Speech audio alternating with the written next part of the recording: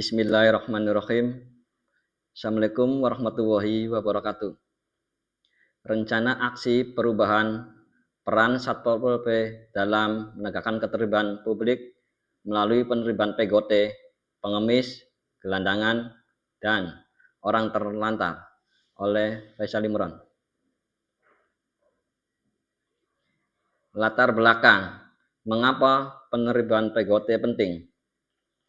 Estetika dan ketertiban kota, keberadaan PGOT di lampu merah, tempat ibadah, dan fasilitas umum, mengganggu ketertiban umum dan keindahan wajah Kabupaten Cirebon.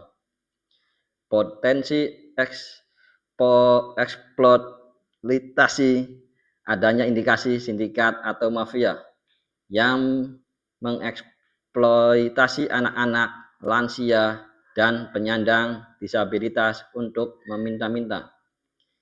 Kesehatan dan keamanan masyarakat, interaksi langsung seperti ngalap, berkah, paksa atau sodako paksa, berpotensi menimbulkan keresahan dan masalah kesehatan masyarakat. Amanat regulasi, menjamin terciptanya ketertiban umum, ketentraman, dan perlindungan masyarakat di Kabupaten Cirebon. Definisi dan ruang lingkup PGOT, memahami objek penertiban. Pengemis, orang yang mendapatkan penghasilan di tempat umum dengan berbagai cara, alamat untuk meminta-minta, termasuk mengemis, berkedok, jual tisu, parfum di lampu merah. Gelandangan, orang yang hidup dalam keadaan tidak sesuai dengan norma kehidupan yang layak di tempat umum, tanpa tempat tinggal tetap dan bekerja tetap. Orang terlantar, orang yang tidak dapat memenuhi kebutuhan hidup secara layak dan tidak mempunyai kemampuan untuk menanggung biaya hidup dari keluarga orang lain, termasuk lansia, terlantar, ODGJ terlantar. Landasan hukum Peraturan Daerah Kabupaten Cirebon Nomor 4 Tahun 2024 tentang perubahan atas Peraturan Daerah Nomor 7 Tahun 2015 tentang ketertiban umum, ketentraman, dan perlindungan masyarakat. Fokus larangan melakukan kegiatan meminta-minta di tempat umum dan kewajiban menjaga ketertiban ruang publik.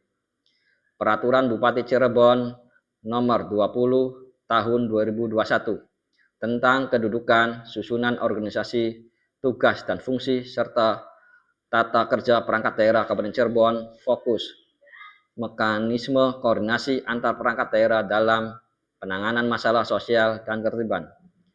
Peraturan Bupati Nomor 29 Tahun 2021 tentang tugas pokok dan fungsi Satuan Polisi Pamung Praja Kabupaten Cirebon. Fokus kewenangan Satpol PP dalam menegakkan perda perkada, menyelenggarakan ketertiban umum, dan melakukan penyegalan, pembongkaran, pelanggaran, serta mengamankan objek vital. Peran dan tugas pokok Satpol PP berdasarkan Perbup Nomor 29 Tahun 2021. Preventif pencegahan, melakukan patroli rutin, himbauan persuasif, dan sosialisasi perda ketertiban umum kepada masyarakat dan pelaku PGOT. Represif, penindakan, melakukan razia, penertiban, dan amnesti terhadap pelaku pelanggaran perda ketertiban umum PGOT di ruang publik. Pengamanan, mengamankan pelaku PGOT yang resisten melakukan perlawanan atau tindikasi bagian dari sindikat kriminal untuk disertakan ke pihak berwajib. Fasilitator, bukan sebagai lembaga rehabilitas, melainkan sebagai enforcer, penegak yang memfasilitasi penyerahan PGOT kepada dinas sosial untuk proses pembinaan. Strategi penerimaan yang humanis dan tegas, mengubah paradigma bukan sekedar mengusir.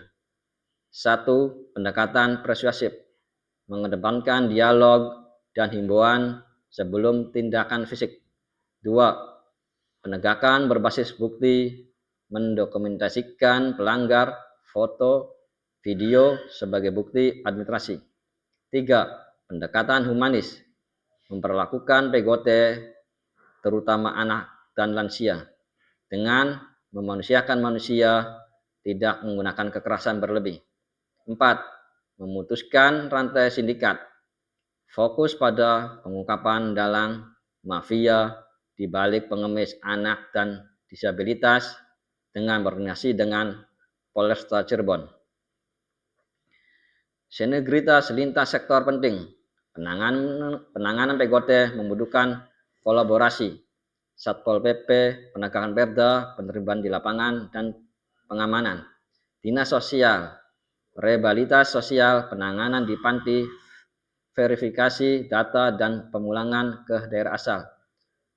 Polres, Polsek, backup keamanan, penanganan tindak pidana, sindikat pengemis, dan pemeriksaan identitas. Kecamatan, desa, memantau warga yang kembali dari panti agar tidak kembali pengemis, serta memberdayakan ekonomi masyarakat rentan. Tantangan di lapangan, pola kucing-kucingan. PGOT sering menghilang saat ada patroli, kembali saat Satpol PP pergi. Simpati masyarakat, masih tingginya kesadaran masyarakat yang memberikan uang langsung di lampu merah yang tidak langsung menandai sindikat. Kapasitas panti, terbatasnya daya tampung panti sosial milik pemerintah daerah yang menampung seluruh gelandangan dan orang terlantar. Faktor ekonomi, akar masalah kemiskinan dan penanganan dan pengangguran yang membuat sebagian yang memilih jalan pintas menjadi pengemis. Kesimpulan dan penutup, menuju Kabupaten Cirebon yang tertib dan beradab. Satpol PP Kabupaten Cirebon berkomitmen menegakkan Perda Nomor 4 Tahun 2024 secara konsisten untuk mengembalikan fungsi dan ruang publik.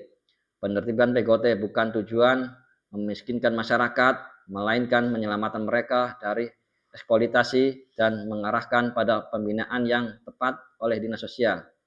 Dukungan masyarakat, berhenti memberi uang di jalanan adalah kunci utama keberhasilan penertiban PGOT di Kabupaten Cirebon.